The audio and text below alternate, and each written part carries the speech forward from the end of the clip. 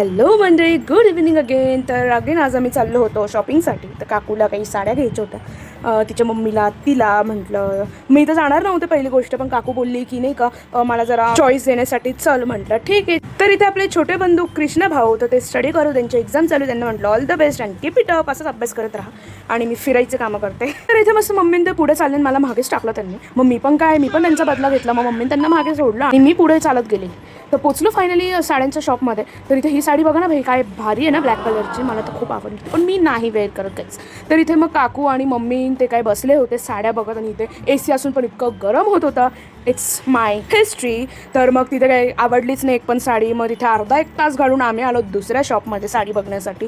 तर इथे थोडीशी गर्दी होती म्हणून त्यांनी आम्हाला सांगितलं वरती जातं. वरती बघा ना काय मेस होती भाई साडींची, काय मेस.